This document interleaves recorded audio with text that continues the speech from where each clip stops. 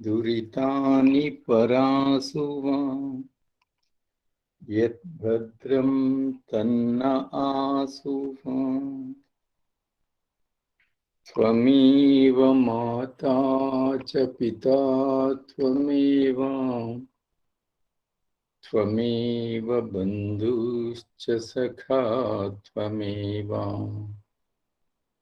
त्वमेव विद्या द्रविणं त्वमेव त्वमेव सर्वं मम देव देव त्वमेव सर्वं मम देव देव। हे परमपित परमात्मा, నీవు మా తల్లివి, మా తండ్రివి, మా రక్షకుడవు, మా పోషకుడు, మా ధనము, మా విద్య, మా సర్వస్వము నీవే ప్రభు. అట్టి నీకు నిన్ను సదా అనుసరిస్తూ మేము ఉంటాం. మా అందరి దోషములను దూరం చేసి కళ్యాణకరమైన మంగళకరమైన పదార్థములను అందరికీ ప్రసాదించుము తండ్రి. నీకు ఇవే నమస్కారములు. నీకు శతకోటి అనంతకోటి నమస్కారములు ప్రభు. సాధకులారా, ఈశ్వర స్వరూపం లో 28వ సత్సంగంలో మనమున్నాం. ప్రతి మానవుడు ప్రతి నిత్యము ఆత్మస్వరూపము, ఈశ్వర స్వరూపము తెలుసుకుంటూనే ఉండాలి.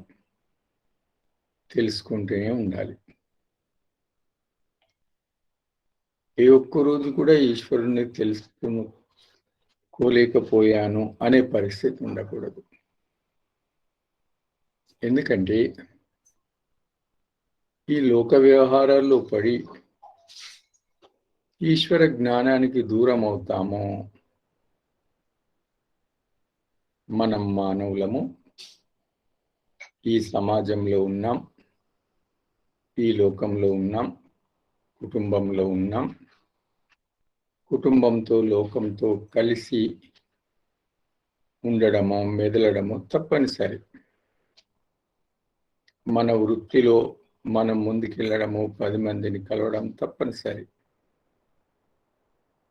అట్టి పరిస్థితుల్లో మనము ఈశ్వర జ్ఞానాన్ని దూరమయ్యే అవకాశం ఉంటుంది.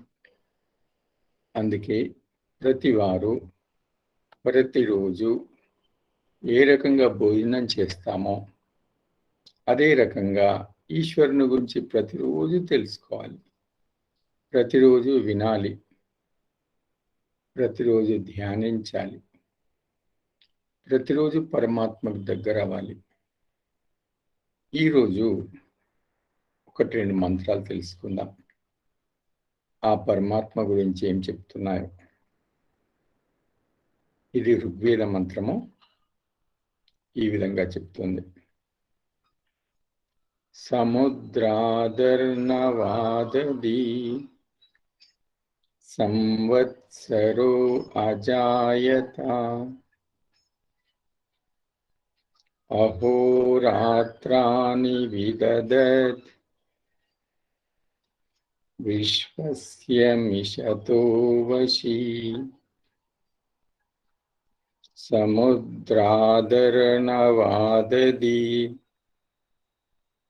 సంవత్సరో అజాయత అహోరాత్రాని విదదత్ విశ్వస్య మిషతో వశీ. ఈ ఋగ్వేద మంత్రము ఇలా తెలియపరుస్తుంది: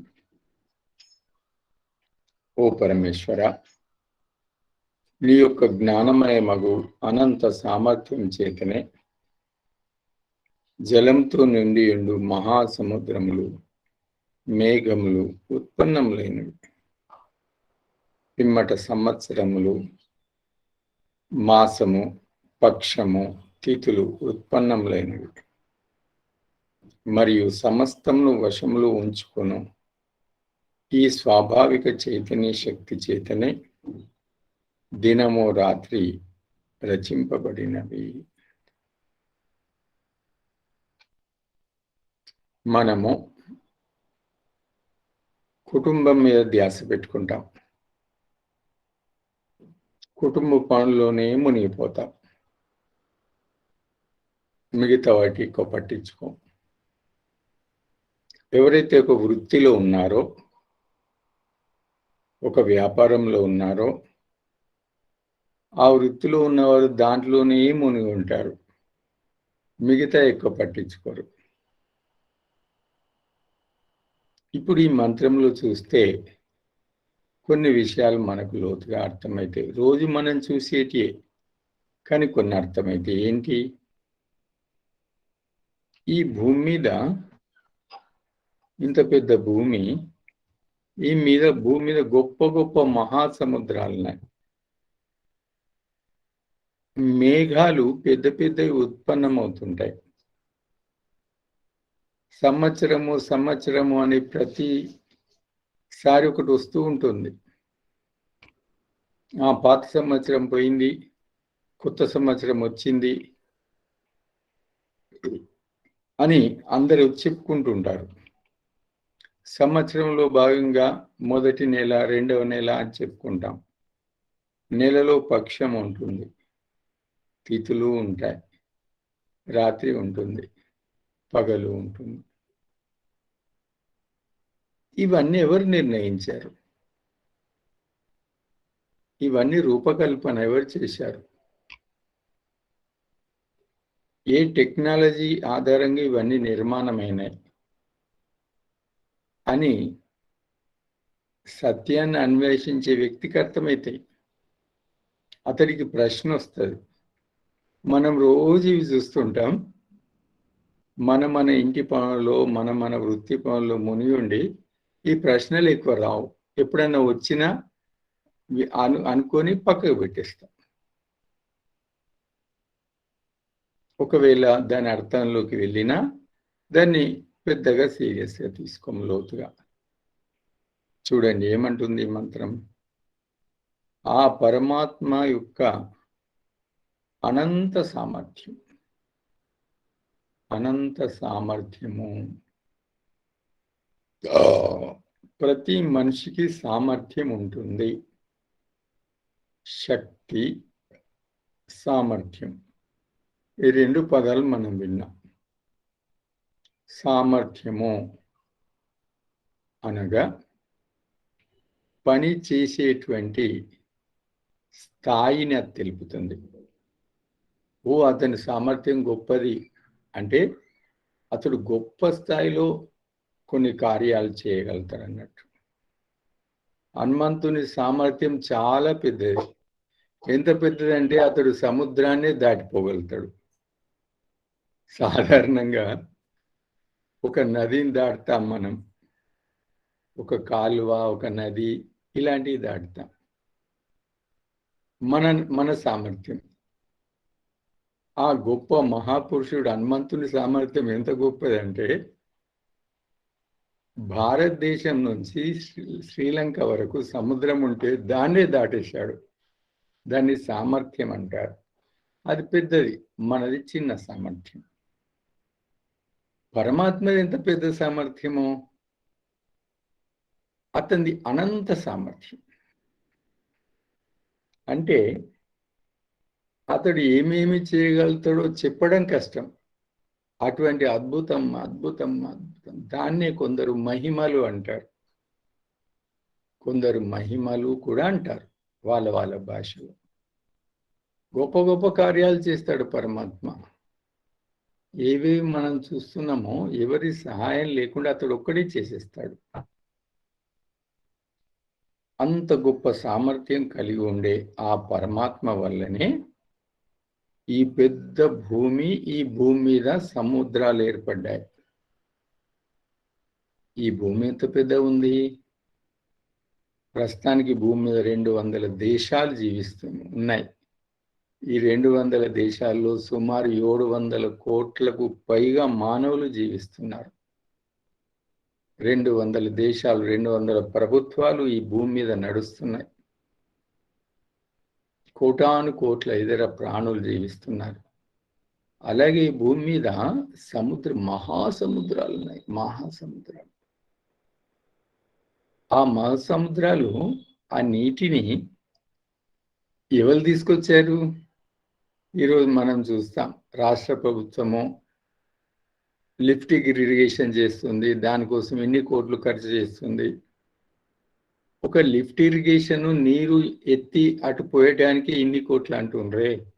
మరి పరమాత్మ అయితే గొప్ప గొప్ప సముద్రాలు చేసి వర్షం ద్వారా లిఫ్ట్ ఇరిగేషన్ చేస్తుండే, దానికి ఎన్ని కోట్లు ఖర్చు అవుతుంది? అంత గొప్ప సామర్థ్యం కలిగిన వాడు అతడు.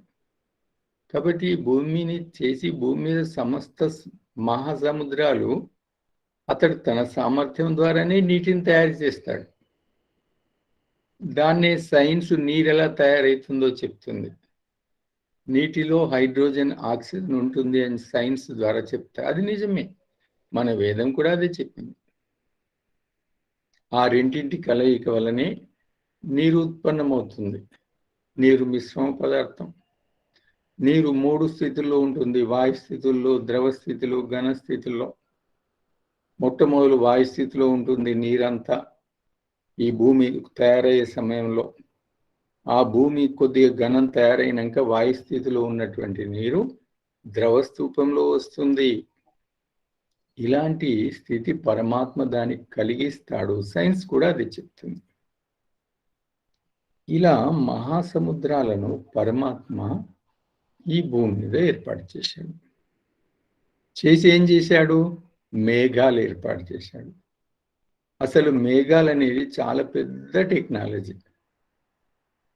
ఒక మేఘము ఏర్పడుట, సముద్రంలో ఉన్న నీరు సూర్యుని యొక్క వేడికి అది ఆవిరై ఆకాశంలోకి వెళ్ళి అది నల్లని మేఘంగా తయారవుట.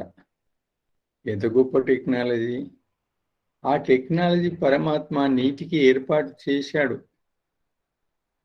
ఆ నల్లటి మేఘాలు, దట్టమైన మేఘాలు ఆ సముద్రం మీద నుంచి భూభాగం మీదకి వస్తాయి. అక్కడ ఉన్న అడవులు కానీ మిగతా వాటి యొక్క సంపర్కంతో దాంట్లో ఉన్నటువంటి నీటి ఆవిరి మళ్ళా నీరుగా మారి వర్షిస్తుంది. ఎంత పెద్ద లిఫ్ట్ ఇరిగేషన్ ఇది! ఒకవేళ మనుషులన్న ఖర్చు, వీళ్ళు చెప్పే ఖర్చులో పెడితే ఎన్ని లక్షల కోట్ల రూపాయలు ఖర్చు కావాలి? ఏ ఒక్క నయా పైసా ఖర్చు కాకుండా ఆ పరమాత్మ వాటర్ సైకిల్, నీటి చక్రము అనే దాన్ని ఒకటి ఏర్పాటు చేసి పెట్టాడు మొదలే. ఎవరి కోసం? ఆయన సంతానమైన మన కోసం. ఎక్కడో ఉంటాం మనం భూమి మీద. మనకు సముద్రాలు ఎంతో దూరం ఉంటాయి. మన భూమిలో గ్రౌండ్ వాటర్ పెరగాలి. మన భూమిలో గ్రౌండ్ వాటర్ పెరిగితే మన బోర్లో నీళ్ళు వస్తాయి. ఈ గ్రౌండ్ వాటర్ పెరగాలంటే ఆ పరమాత్మ సముద్రంలో నీటిని మేఘాలుగా మార్చి, ఆ మేఘాలు మన ఊరికి వచ్చి మనకు వర్షించి, ఆ వర్షపు నీళ్లు భూమిలోకి వెళ్ళిపోయి గ్రౌండ్ వాటర్ పెరుగుతున్నాయి. చూశారా? మన కోసం మన తండ్రి ఎంత వ్యవస్థ ఏర్పాటు చేశాడు. మన పిల్లల కోసం మనం ఏమేం చేస్తున్నామో మనం తెలుసు. ఎంత కష్టపడతాం, ఎన్ని రకాల డబ్బు డిపాజిట్ చేసి పెడతామో, ఎక్కడెక్కడ భూములు కొంటాం, ఒక్కొక్కరికి ఒకటి ఇస్తాం. మనము ఇంత చిన్న సామర్థ్యం ఉన్న వాళ్ళమే మన పిల్లల కోసం ఎన్నో చేయాలని చేస్తే, అంత పెద్ద సామర్థ్యం ఉన్న మన తండ్రి మన కోసం ఒక వాటర్ సైకిల్, ఒక సముద్రం, ఒక భూమి సృష్టించి ఇచ్చేశాడు. ఒక భూమిని ఇది పరమాత్మ యొక్క వ్యవస్థ. దీన్ని ఈశ్వరీయ వ్యవస్థ అంటారు. ఆ మేఘాలు వస్తాయి, తర్వాత సంవత్సరాలు ఏర్పడతాయి. మన కాలం తెలియాలి, అందుకే సంవత్సరాలు ఏర్పడతాయి. ఆ సంవత్సరాలు నిరంతరం నడుస్తాయి. ఇప్పుడు మనకు సంవత్సరము, సృష్టి సంవత్సరం అని ఒకటి ఉంది. సృష్టి ప్రారంభమైన నుంచి ఇప్పటి వరకు 197 కోట్ల సంవత్సరాలు. ఇది ఒక ఈ సంవత్సరాలు గుర్తించడం, ఇది వివేదం ద్వారా పరమాత్మని చెప్పాడు మనకు. ఆ తర్వాత కలియుగం ద్వారా కూడా సంవత్సరం లెక్కించుట 5000 సంవత్సరాలు పూర్తయింది. ఈ లెక్క కూడా పరమాత్మని మనకి ఇచ్చేశాడు. మళ్ళీ ఆ సంవత్సరంలో నెలలు, ప్రతి నెలలో 2 పక్షములు, ఆ తర్వాత తిథులు, ఇవన్నీ పరమాత్మ ఏర్పాటు చేశాడు. ఆ తర్వాత దినము రాత్రి ఏర్పాటు చేశాడు. సాధకులారా, ఒక్కసారి ఆలోచించండి. ఒక్కసారి అసలు దినము రాత్రి అనేది లేకుండా ఉంటే మానవుని పరిస్థితి ఏమైతుండే?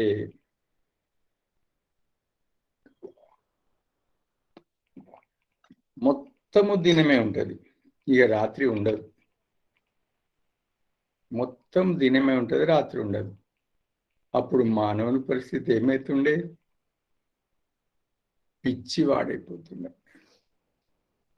ఆ మొత్తం 24 గంటల దినాన్ని భరించలేకపోతుండే. రాత్రిలు అనేది లేక, నిద్ర లేక పిచ్చివాడైపోయేది. అందుకే మన తండ్రి మన కోసం ఒక రాత్రి, ఒక పగలు అనేది ఏర్పాటు చేశాడు. దినమంతా పనిచేసుకోవటానికి సూర్యుడి నుంచి ఒక వెలుతురిస్తాడు. రాత్రిళ్ళు నిద్రపోవటానికి మంచి వాతావరణం కలిగిస్తాడు. గాఢ నిద్రపోతాం మనం. గాఢ నిద్రపోయి తెల్లవారిన తర్వాత మళ్ళీ దినం ఫ్రెష్ అనిపిస్తుంది. మళ్ళీ జీవితం కొత్తగా అనిపిస్తుంది. మళ్ళీ ఫ్రెష్ జీవితం. చూశారా? కాబట్టి నిన్నటి ఎన్నో మర్చిపోతాం, మళ్ళీ ఈరోజు కొత్త జీవితం అనిపిస్తుంది. ఇది పరమాత్మ మన కోసం ఏర్పాటు చేసినటువంటి. ఇక ఆ తర్వాత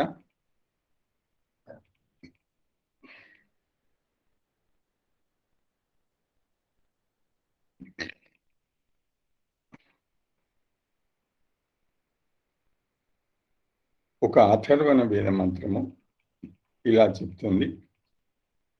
దివ్యో గంధర్వో భువనస్య యస్పతిః ఏక ఏవ నమస్యో విక్షీడ్యః తం త్వాయౌమి బ్రహ్మణా దివ్యదేవా నమస్తే అస్తు దివితే సదస్తం. ఈ అథర్వణ వేదం ఏం చెప్తుందంటే, ఎవడు దివ్య గుణయుక్తుడు, పృథ్వీ మొదలగు లోకలోకాంతరమును ధారణ మొదర్చాడు, విశ్వమంతటిని పాలిస్తున్నాడు, అతడు ఒక్కడే సమస్త ప్రాణులందు నమస్కరింపబడినాడు. ఓ దివ్యగుణ స్వరూపుడవు పరమేశ్వర, ధ్యానం ద్వారా నేను నీలో కలిసిపోదు. నీకు నా నమస్కారం. నీ యొక్క స్థానము ప్రకాశమయమగు నీ మహిమయందే కలదు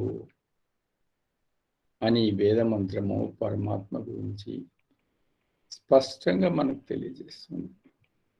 ఏమంటున్నాడు? అతడు దివ్య గుణయుక్తుడు. పరమాత్మ దివ్య గుణములకు నిలయం. परमपिता परमात्मा गुणों का भंडार है, गुणों का भंडार है. परमात्मा अनंत गुणों का भंडार है, अनंत गुणों का भंडार है అని ఎన్నోసార్లు విన్నాము. దివ్య గుణములకు నిలయము ఆ పరంపిత పరమాత్మ. అయితే అతడు సృష్టిని చేసి వీటి ధరించి ఉన్నాడు. ధరించుట అనగా వీటిని ఏ స్థానంలో దేన్ని ఉంచాలో అలాగే నిలిపి ఉంచుట. మనం చూస్తున్నాం మన భూమి.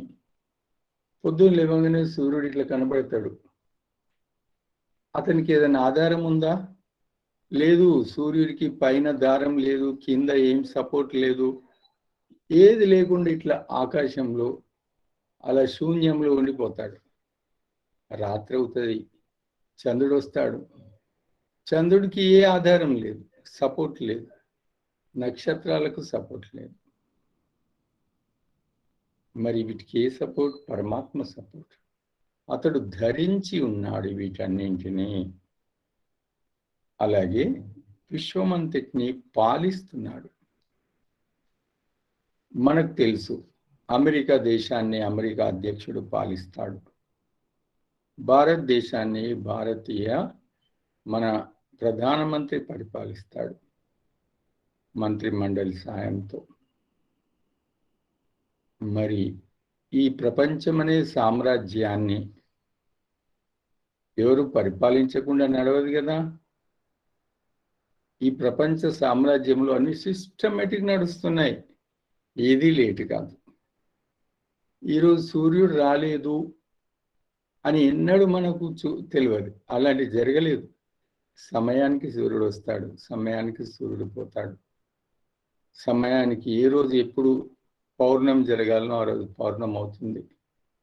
చంద్రకళలు అవి జరుగుతూ ఉంటుంటాయి. మాసాలు నడుస్తూ ఉంటాయి, ఋతువులు నడుస్తూ ఉంటాయి. అన్ని పద్ధతి ప్రకారం నడుస్తూ ఉంటాయి. ఎవరు నడుపుతున్నాడు? ఆ పరమాత్మ. అందుకే అతడు ఈ సమస్త ప్రపంచాన్ని పాలిస్తున్నాడు. ఈ ప్రపంచాన్ని పరిపాలించేవాడు పాలకుడు ఆ పరమాత్మ. అతడు ఒక్కడే ప్రాణులందు నమస్కరింపదగినవాడు. మనమందరము దేవుడు అంటే ఎంతో విశ్వాసం కలిగి ఉంటాం. ఏం చెప్తాం? నేను పోయి ఒకసారి దేవుడికి దండం పెట్టుకొని వస్తా అంటాం.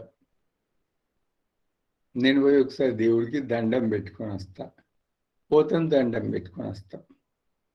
మళ్ళీ ఒక రోజు, ఈరోజు పోయి నేను దేవుని దర్శనం చేసుకొని వచ్చిన, మంచిగా అనిపించింది అంటాం.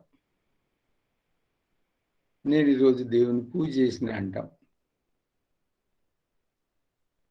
మనం ఏ దేవుణ్ణి దండం పెట్టుకుంటున్నాం?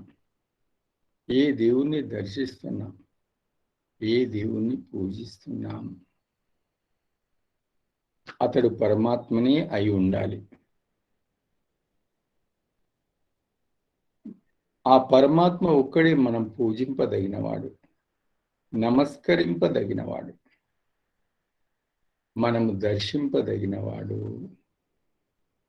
ఈ లక్ష్యాన్ని మనమందరం కలిగి ఉండాలి. ఎందుకు? అతడే ఈ సమస్త సృష్టి చేశాడు. అసలు నిన్ను కూడా అతడే తయారు చేశాడు. నీ శరీరాన్ని కూడా అతడే ఇచ్చాడు. అందువల్ల అతన్ని నమస్కరించు, అతన్ని పూజించు, అతన్ని అర్చించు, అతన్ని భజించు, అతన్ని స్మరించు. పరమాత్మను భజించు, స్మరించు. మరి మిగతా దేవతలు అనే ప్రశ్న వస్తుంది. శ్రీరాముడు, శ్రీకృష్ణుడు దేవతలు, వాళ్ళని ఏం చేయాలి అనే ప్రశ్న వెంటనే వస్తుంది.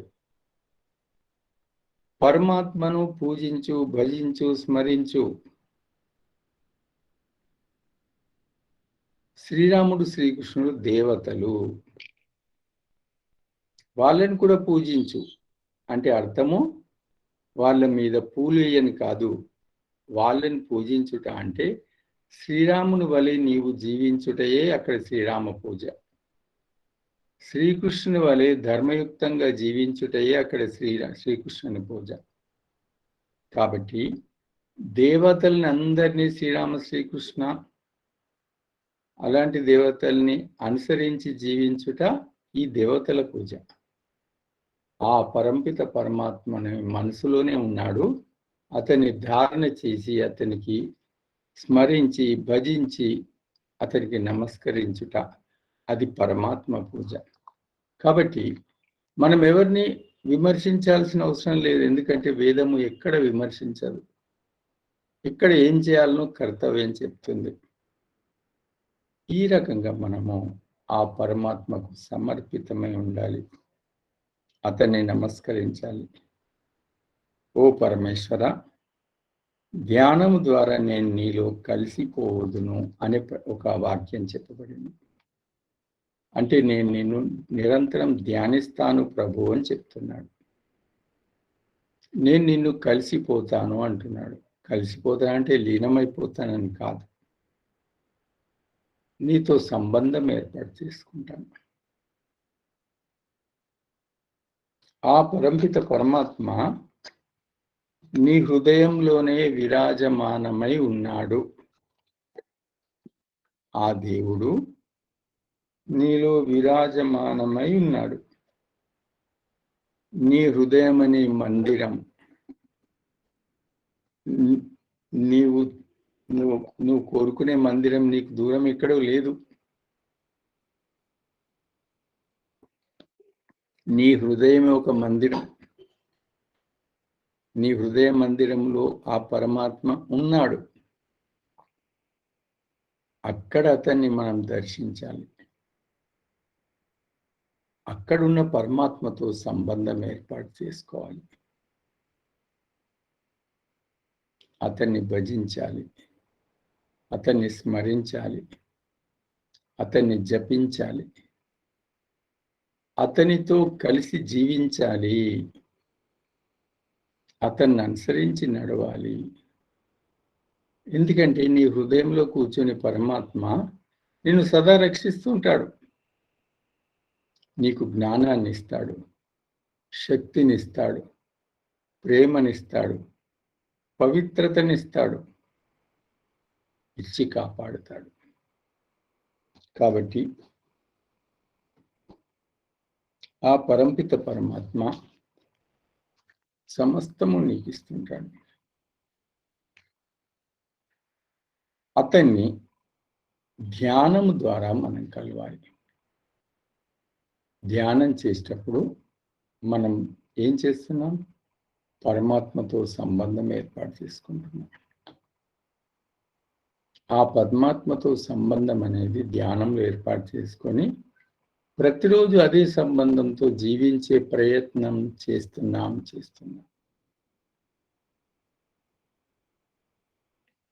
అన్ని పనులు చేస్తూ పరమాత్మతో సంబంధంలో ఉండుట, నీలో ఉన్న పరమాత్మతో సంబంధంలో ఉండే అన్ని పనులు చేయుట, ఇది ప్రధానమైన విషయం. ఇది మనం చేయాలి అని చెప్తున్నాడు. అట్టి నీకు ఓ పరమాత్మ నమస్కారములు. నీ యొక్క స్థానము ప్రకాశమయము, నీ మహిమయందే కలదు. మహిమ అనే పదం ఒకటి ఇక్కడ వచ్చింది. మనకు అనేక శాస్త్రాలు ఉన్నాయి. వేదాలైతే సముద్రాలు. వేదాలను అధ్యయనం చేసినటువంటి మహర్షులు అనేక శాస్త్రాలు రాశారు. ఉపనిషత్తులు, దర్శనాలు, అరణ్యకములు, బ్రాహ్మణములు, స్మృతులు, ఇతిహాసములు, ఎన్ని రాశారో అన్ని రాశారు. ఒక శాస్త్రము ఆ పరమాత్మ గురించి ఏం చెప్తుందో చెప్తాను. ఒక ప్రశ్న వేస్తుంది. ఏమని? ఆ పరమాత్మ అన్నిటికీ ఆధారం. సరే, ఆ పరమాత్మకి ఏమి ఆధారం అనే ప్రశ్న ఇస్తుంది. దేని ఆధారంగా ఆ పరమాత్మ ఉంటాడు అనే ప్రశ్న వేస్తుంది. వేసిన తర్వాత ఆ శాస్త్రము దానికి సమాధానం కూడా చెప్తుంది. ఆ సమాధానము స్వమహిమ్ని, సంస్కృతంలో స్వమహిమ్ని అంటే ఆ పరమాత్మ తన మహిమ ఆధారంగానే ఉంటాడు. అతని మహిమ అంత గొప్పది. వర్ణించతరమా నీ మహిమలు ఏ పరమాత్మ అని అంటాడు ఒక భక్తుడు. ఆ పరమాత్మ యొక్క మహిమలు వర్ణించలేనివి, వర్ణించలేనివి, వర్ణించలేనివి, వర్ణింపరానివి. మన బుద్ధి సరిపోదు ఆ పరమాత్మ మహిమలు వర్ణించటానికి. ఆ పరమాత్మ అంత గొప్ప తన మహిమ యందు అతడు స్థితుడై ఉన్నాడు. తన మహిమ ఆధారంగా అతడు ఉంటాడు. ఆ పరమాత్మ ఆధారంగా సమస్త లోకం ఉంది. ఇది ఆ శాస్త్రం మనకు బోధిస్తుంది. ఇలా ఎన్నో గొప్ప విషయాలని సాధకులారా రోజు కొన్ని మనం చెప్పుకుంటూ వెళ్దాం. ఈరోజు మనము ఆ పరంపిత పరమాత్మ యొక్క అతని గొప్పతనాన్ని తెలిపే 2 ముఖ్యమైన మంత్రాలు తెలుసుకొని ఆ పరమాత్మ స్వరూపాన్ని తెలుసుకున్నాం. ఆ పరమాత్మ యొక్క 2 నామాలు తెలుసుకునే ప్రయత్నం చేద్దాం. దాంట్లో ఒకటి సర్వాధారుడు. ఆ భగవంతునికి సర్వాధారుడు అని ఒక పేరుంటుంది. అనగా అన్నింటికీ ఆధారం. ఏ రకంగా? విశ్వంలో సూర్యుడు మొదలగు పదార్థాలు, సర్వ ప్రాణులు, ఈ విశ్వం కూడా పరమాత్మను ఆధారం చేసుకుని ఉన్నవి కావున పరమాత్మ సర్వ ఆధారుడు. సర్వస్వరానికి అతడే ఆధారుడు. సూర్యుడుకి పరమాత్మ ఆధారం. సూర్యుడు లాంటి అనేక పదార్థాలకు పరమాత్మ ఆధారం. సర్వ ప్రాణులకు కూడా పరమాత్మయే ఆధారం. మనమంతా మానవ ప్రాణులం. మనందరికీ పరమాత్మ ఆధారం. ఈ భూమి మీద అనేక పక్షులు, పశువులు, చెట్లు, క్రిములు, కీటకాలు, ఇవన్నింటికి కూడా ఆధారం పరమాత్మే. అలాగే ఈ ప్రపంచానికే ఆధారం పరమాత్మ. అందువల్ల భగవంతునికి సర్వాధారుడు అనేటువంటి ఒక పేరుంది. అందుకే సర్వాధార అని భజనలో కూడా మనం చెప్పుకుంటాం. అనేక పాటల్లో కూడా పాడుకుంటాం. సర్వాధార అని. అతడు అన్నింటికి ఆధారం. మన జీవితానికి అతడే ఆధారం. మన జీవితానికి అతడే ఆధారం. ఇక సర్వేశ్వరుడు, సర్వేశ్వరుడు అనేటువంటి పేరు కూడా ఆ పరంపిత పరమాత్మకు ఉంది. సర్వేశ్వరుడు అంటే ఏంటి? సమస్త జీవులకు, పదార్థములకు, అన్ని లోకాలకు, సర్వభూతములకు ఒక్కడే అధిపతి. కావున పరమాత్మకు సర్వేశ్వరుడు అని పేరు. సమస్త జీవులకు అధిపతి అతడే. ఈశ్వరుడు అంటే అధిపతి. మనం సమస్త జీవులం. మనకు అధిపతి పరమాత్మ. ఎన్నో పదార్థాలు ఈ భూమి మీద ఉన్నాయి. ఇవన్నిటికీ అధిపతి పరమాత్మ, ఓనర్. ఈ భూమి మీద ఎన్ని సముద్రాలు ఉన్నాయో ఆ సముద్రాలకు ఒక ఓనర్ ఉన్నాడు, అతడు పరమాత్మ. ఎన్ని పర్వతాలు ఉన్నాయో ఓనర్ ఉన్నాడు. అసలు ఈ భూమికే ఒక ఓనర్ ఉన్నాడు, అతడు పరమాత్మ. కాబట్టి అన్ని పదార్థాలకు అతడు ఈశ్వరుడు. అన్ని లోకములకు, సర్వభూతములకు అధిపతి అతడే. అన్ని లోకాలకు కూడా అధిపతి అతడే. ఈ భూలోకానికి ఓనర్ అతడే. ఆ చంద్రలోకం మనం భూమి మీద చూస్తున్నాం. అటు అమెరికా వాడు వెళ్ళి, నేను ముందు వెళ్ళి అక్కడ కొద్ది భూభాగాన్ని ఆక్రమించుకుంటా అంటాడు చంద్రుని మీద. ఇటు రష్యా వాడు వెళ్ళి, నేను కొద్దిగా భూమి ఆక్రమించుకొని అక్కడ నా జెండా పాతుకుంటా అంటాడు. వీళ్ళందరూ చంద్రలోకం వెళ్ళి చంద్రుని మీద స్థావరాలు ఏర్పాటు చేసుకుంటారట. వీళ్ళ తాతలది కాదు కదా అది. అక్కడ ఓనర్ ఉన్నాడు, ఆ ఓనర్ పరమాత్మ. ఆ చంద్రలోకం ఈశ్వరుడిది. వీళ్ళ మాటలు చూసి ఆయన నవ్వుకుంటాడు. ఈ అమెరికా వాళ్ళు, రష్యా వాళ్ళు వీళ్ళు మాటలు మాట్లాడేది. అరే, ఓనర్ని నేను ఉండంగా వీళ్ళు వచ్చి స్థావరాలు ఏర్పాటు చేసుకుంటారట అని. కాబట్టి అతడు చంద్రలోకానికి ఈశ్వరుడు, సూర్యలోకానికి ఈశ్వరుడు. మనకి దూరంగా అనేక గ్రహాలు ఉన్నాయి. ఇంకా బృహస్పతి, కుజుడు, ఇవన్నిటి కూడా వాటికి కూడా అధిపతి ఆ లోకాలకు. అంతెందుకు, ఎన్నో నక్షత్ర మండలాలు ఉన్నాయి. ఇవన్నింటికి ఒక ఓనర్ ఉన్నాడు, పరమాత్మ. ఈ రకంగా ఇవన్నింటికి ఓనర్ అనగా అధిపతి ఆ పరమాత్మ. కాబట్టి ఆ పరంపిత పరమాత్మకు సర్వేశ్వరుడు అని పేరు. సర్వేశ్వరుడు, అన్నింటికీ ఈశ్వరుడు, అధిపతి, అన్నింటికీ అధిపతి. కాబట్టి సాధకులారా, ఈరోజు మనము పరమపిత పరమాత్మ యొక్క 2 పేర్లు తెలుసుకున్నాం. ఒకటి సర్వాధారుడు, అన్నింటికీ ఆధారం.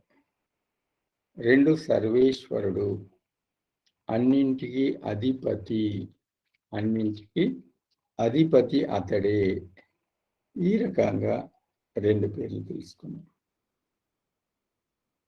పరమాత్మ యొక్క పేర్ల ద్వారా పరమాత్మ స్వరూపాన్ని తెలుసుకుంటున్నాం మనం.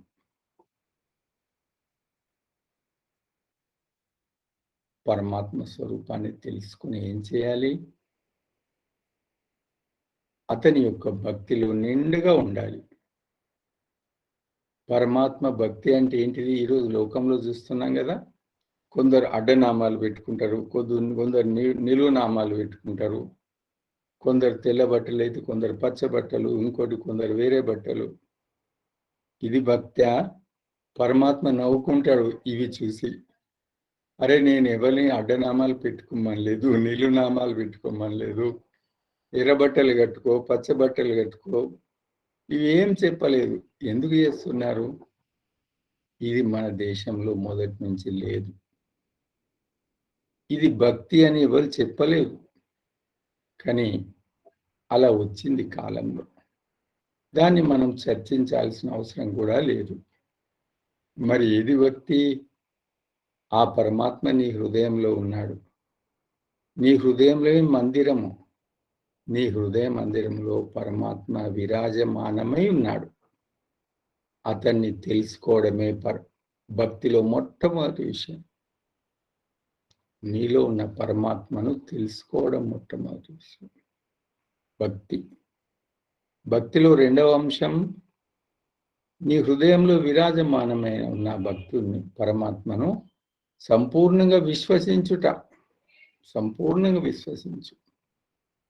ఎందుకంటే విశ్వాసం అనేది భక్తిలో ఒక ప్రధానమైన అంగం. విశ్వాసము భక్తిలో ఒక పెద్ద అంగం. కాబట్టి మొట్టమొదలు నీ హృదయ మందిరంలో ఉన్న పరమాత్మను తెలుసుకొనుట. 2, అతని యందు సంపూర్ణ విశ్వాసాన్ని కలిగి ఉండుట. 3, అతన్ని అనుసరించి నడుచుట. అది భక్తిలో అత్యంత పెద్దది. ఇప్పుడు మనం తెలుసుకుంటున్నాం, విశ్వసిస్తున్నాం.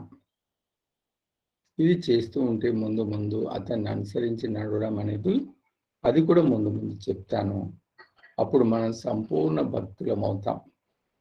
ఒకప్పటి ప్రహ్లాదుడు అనే గొప్ప భక్తుడు, నారదుడు అనే గొప్ప భక్తుడు, నచికేతుడు అనే గొప్ప భక్తుడు ఉండే కదా, అలాంటి భక్తుల్లాగా మనం కూడా తయారవుతాం. మన జీవితాలు ప్రకాశవంతమవుతాయి. ఇది ఈశ్వర స్వరూపం తెలుసుకున్నాం సాధకులారా. అయితే ఈరోజు ధ్యానం నిర్వహించట్లేదు, ఈరోజు ధ్యానం ఉండదు.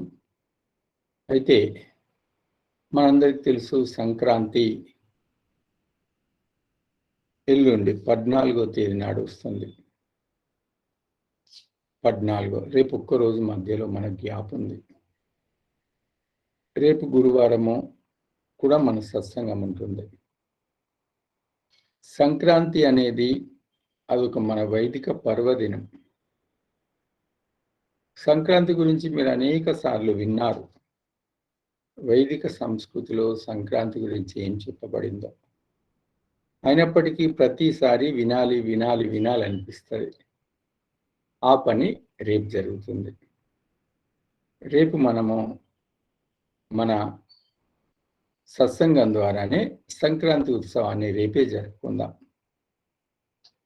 సంక్రాంతి యొక్క విశేషత, సంక్రాంతి ఎందుకు వచ్చింది, పర్వదినాలు ఎందుకు వస్తాయి అనే విషయాల్ని రేపు నేను మీ ముందు ఉంచే ప్రయత్నం చేస్తాను. కాబట్టి మీరు, మీ కుటుంబ సభ్యులందరూ పాల్గొనండి. మీకు తెలిసిన వాళ్ళకు కూడా లింక్ పంపడం ద్వారా అందరినీ రేపు సంక్రాంతి ఉత్సవంలో పాల్గొనే ప్రయత్నం చేయించండి. శాంతి పాఠం. ఓం ద్యౌ శాంతిరంతరిక్షం శాంతి, పృథివీ శాంతిరాప శాంతి, ఓషధై శాంతి, వనస్పతే శాంతిర్విశ్వే దేవాః శాంతి, బ్రహ్మ శాంతి, సర్వం శాంతి. శాంతిరేవ శాంతి సామా శాంతిరేతి. ఓం శాంతి శాంతి శాంతి.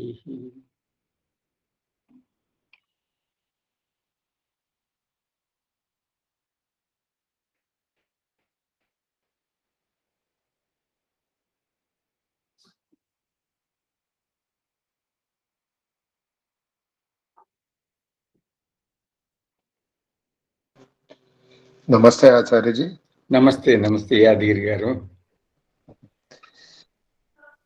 శుభం అండి. యాదగిరి గారు, సార్ చాలా రోజుల తర్వాత మీ గొంతు వినబడింది. లేదు లేదు, మీరు అసలు అనుమానం రాకుండా మేము క్వశ్చన్లు అడగాల్సిన అవసరం లేకుండా మీరు చెప్తున్నారు. మాకు అదే గొప్పగా ఉంది. అనుమానము వస్తే ఏమన్నా అడుగుతాం కానీ ఏం అడగకుండా. అడగాలని అంటే లేదు, నేను పలకరింపు లేకుండా పోయింది. లేదు, నేను ప్రతిరోజు మీకు నమస్కారం చెప్తున్నాను, మీరు గమనించట్లేదు. అట్లేం లేదు. అయితే ఏమైందంటే ఈరోజు నేను హాస్పిటల్ వెళ్ళాల్సి వచ్చింది. ఒకటి ఐరన్ ఇంజెక్షన్ ఒకటి ఇస్తారు, ఒక 1 hour సెలైన్ లో పెట్టి అది ఇచ్చారు. అందుకే కొద్దిగా అల్సట్ గా ఉంది, ధ్యానం చేయించలేదు. పర్వాలేదు పర్వాలేదు పర్వాలేదు, మనకు మంచిగా ఉన్నప్పుడే చేయాలి. ఇది ఒకటే. హిమోగ్లోబిన్ గురించా ఆచార్యజీ? హిమోగ్లోబిన్ తక్కువ ఉంది, అది ఇంప్రూవ్ కావడానికి ఐరన్ ఇంజెక్షన్ ఇచ్చారు. ఓకే. అయితే ఒకటి మీరు జ్యూస్ కూడా తాగండి ఆచార్య గారు. నేను తాగుతున్నా అండి. అది బీట్రూట్, ఒక 4 క్యారెట్లు, టమాటాలు తాగుతున్నా. జ్యూస్ డైలీ వదలకుండా తాగాలి. తాగుతున్నా. దాంతో మనకు ఇంప్రూవ్మెంట్ అవుతుంది. మంచిదండి. ఆరోగ్యం బాగా చూసుకోండి. అదే ప్రయత్నం చేస్తున్నాను. రెగ్యులర్ ట్రీట్మెంట్ కూడా అవుతుంది.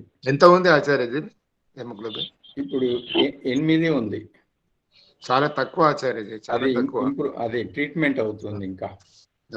అయితే ఇప్పుడు ఈ దీంట్లో మనకు రామ్దేవ్ గారిది యూట్యూబ్ లో మీరు కూడా చూడొచ్చు.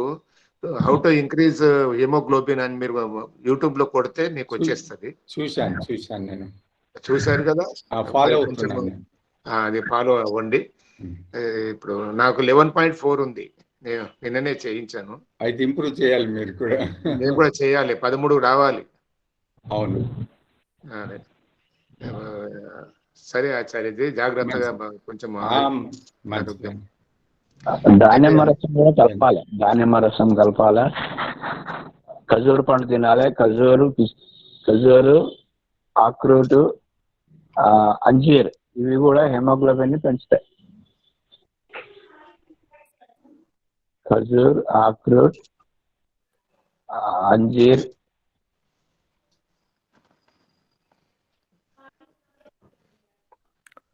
ఓం గురువు గారు ప్రణామములు. రాజనేమి నరసింహ గారు నమస్కారం అండి. నమస్తే.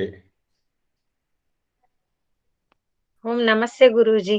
నమస్తే అమ్మా, నమస్తే.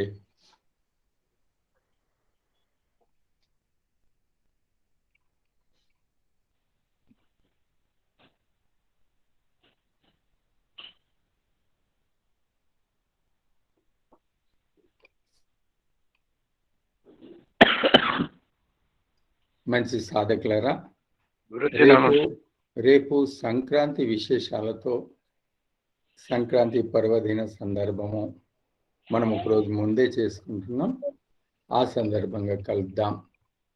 సంక్రాంతి విశేషాలు మీరు ఎన్నోసార్లు విన్నారు. మన సంస్కృతి ఏం చెప్తుంది,